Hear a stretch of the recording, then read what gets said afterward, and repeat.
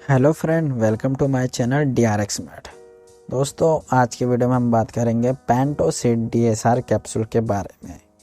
इस वीडियो में आपको बताऊंगा इसका प्राइस, इसके यूजेस, कुछ कॉमन साइड इफ़ेक्ट, इसको इस्तेमाल कैसे करना है ये भी बताऊंगा, और ये वर्क कैसे करते हैं ये भी। लास्ट में आपको बताऊंगा कुछ सेफ्टी एडवाइस। उससे पहले मेरे चैनल को सब्सक्राइब करें, वीडियो को लाइक करें, वीडियो को एंड तक देखना और कमेंट करके बताना कि वीडियो कैसी लगी। तो दोस्तों, चलते डायरेक्ट वीडियो की तरफ। जो हमारी पेंटोसिड DSR कैप्सूल है, इसका प्राइस लगभग हमारा 229 रुपये की है, जिसकी एक स्ट्रिप में 15 कैप्सूल होती है। ये सन फार्मास्यूटिकल द्वारा बनाई जाती है। कॉम्पोजिशन में इसका डोमपेरिडोन 30 mg होता है और पेंटाप्राजोल 40 mg होता है। अब मैं आपको बताता हूँ इसके यूजेस। दोस्तों, जो ये कैप्सूल है डॉक्टर द्वारा प्रिस्क्राइब कब करी जाती है और क्या क्या यूजेस है इसके। अगर किसी व्यक्ति को GERD, जिसे हम कहते हैं गैस्ट्रो एसोफेगल रिफ्लक्शन डिसीज़, इसमें क्या होता है, व्यक्ति को एसिडिटी होती है तो उस समय डॉक्टर द्वारा प्रिस्क्राइब किया जाता है।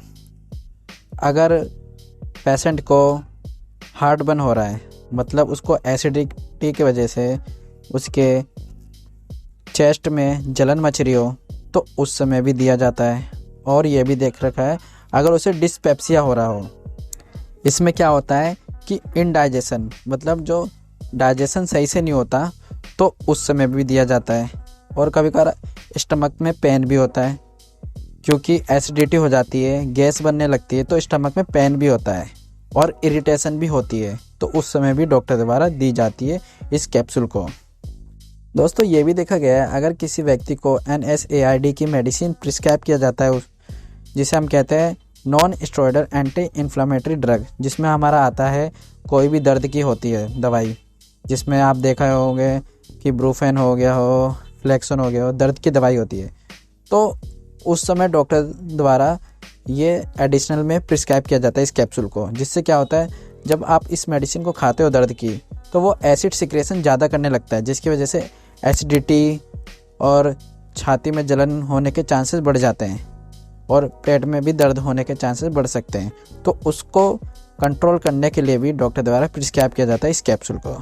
और ये भी देखा गया है अगर साथ में कोई एंटीबायोटिक मेडिसिन भी प्रिस्क्राइब करते हैं, कोई अदर बैक्टीरिया इन्फेक्शन हो जाता है आपको, तो एंटीबायोटिक मेडिसिन अगर प्रिस्क्राइब करते हैं, तो उस समय भी डॉक्टर द्वारा इस कैप्सूल को प्रिस्क्राइब किया जाता है। जिससे एंटीबायोटिक की वजह से आपको एसिड सिक्रेशन हो सकता है आपके स्टमक में, तो आपको पेप्टिक अल्सर होने के चांसेस हो सकते हैं आपके स्टमक में, तो उसको भी कंट्रोल करने के लिए डॉक्टर द्वारा प्रिस्क्राइब किया जाता है इस कैप्सूल को। तो दोस्तों, ओवरऑल जो देखा गया है इस कैप्सूल का यूजेस, अगर आपके स्टमक में एसिडिटी सिक्रेशन ज़्यादा हो जाता है, तो आपको पेप्टिक अल्सर होने के चांसेस हो जाते हैं, तो उसको कंट्रोल करने के लिए डॉक्टर द्वारा दी जाती है इस कैप्सूल को। अब मैं आपको बताता हूँ, जब ये कैप्सूल प्रिस्क्राइब करते हैं तो कुछ कॉमन साइड इफ़ेक्ट क्या क्या दिख सकते हैं। जब आप ये कैप्सूल लेते हैं तो आपको जो कॉमन साइड इफ़ेक्ट दिख सकते हैं, जैसे कि आपको हेडेक हो सकता है, डिजीनेस मतलब घबराहट सी हो सकती है, ड्राइनेस इन माउथ मतलब आपके थोड़ा जो मुंह है सूखापन सा लगेगा आपके गले में, और कभी कभार आपको डायरिया भी हो सकता है। अगर इससे ज़्यादा लगे तो डॉक्टर को ज़रूर बताएं, जिससे आपको फर्दर मेडिसिन चेंज करके बेस्ट रिजल्ट दे सके। अब मैं आपको बताता हूँ कि आपको इस्तेमाल कैसे करना है इस टैबलेट को। जो हमारी ये कैप्सूल है, जैसे कि मैं आपको बताता हूँ, कोई भी मेडिसिन या मेडिसिन से रिलेटेड कुछ भी हो, अपने डॉक्टर या फार्मासिस्ट की एडवाइस से ही आपको इस्तेमाल करना चाहिए। डॉक्टर ये मोस्टली जो आपको कैप्सूल है आपको मॉर्निंग में बोलेंगे लेने के लिए, बिफोर ब्रेकफास्ट, मतलब आपको एम्प्टी स्टमक लेना होगा, वो भी मॉर्निंग में। जिससे क्या होगा, आपको जो है बेस्ट रिजल्ट मिलेगा। और कभी कभार ये भी बोलते हैं कि अगर आप इवनिंग में लेते हैं तो 1 घंटे या आधे घंटे पहले, खाना खाने से पहले ले सकते हैं। ऐसे ही आपको दिन में 1 बार भी बोल सकते हैं या दिन में 2 बार भी बोल सकते हैं, लेकिन एम्प्टी स्टमक लेने पे, मतलब खाली पेट लेने पर ज़्यादा अच्छा रिजल्ट मिलता है इस कैप्सूल का।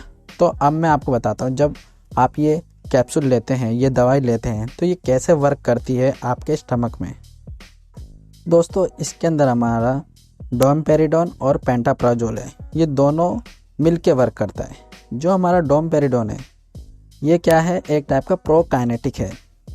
इसमें क्या करता है, जो भी हमारा डाइजेस्टिव ट्रैक है वो इंक्रीज करता है movement of the stomach and intestine.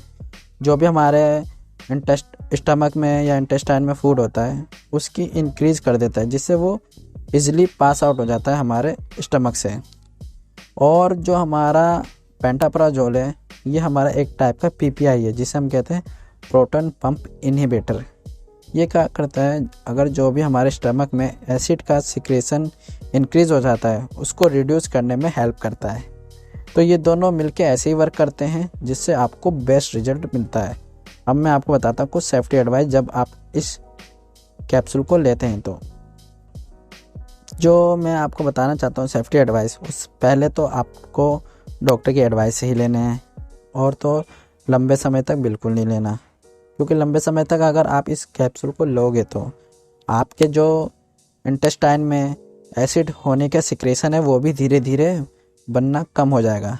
तो इससे क्या होगा, इन फ्यूचर में आपका जो डाइजेशन सिस्टम है वो स्लो हो जाएगा, क्योंकि डाइजेस्ट होने के लिए भी HCl की नीड होती है। तो हमारा बॉडी में से जो स्टमक में HCl सिक्रेशन होता है, जिसकी वजह से हमारा जो फूड होता है वो डाइजेस्ट अच्छे से होता है। लेकिन ज़्यादा मात्रा में होता है तो वो पेप्टिक अल्सर भी हो जाता है, उसकी वजह से पेट में प्रॉब्लम होती है, अल्सर होने के चांसेस हो जाते हैं। लेकिन अगर इसको लंबे समय तक लोगे तो क्या होगा, आपका जो एसिड सिक्रेशन वो भी धीरे धीरे कम हो जाएगा, जिसकी वजह से डाइजेस्टिंग सिस्टम स्लो हो जाएगा। तो ये है आपका। और जो कोई प्रेग्नेंट लेडी है और ब्रेस्ट फीडिंग लेडी है, कृपया करके डॉक्टर की एडवाइस से आप इस मेडिसिन को ले सकते हैं। और अदरवाइज़ किसी को किडनी या लीवर की प्रॉब्लम है तो डॉक्टर को ज़रूर बताएं। वीडियो अच्छी लगे तो लाइक करना, कमेंट करना एंड सब्सक्राइब करना।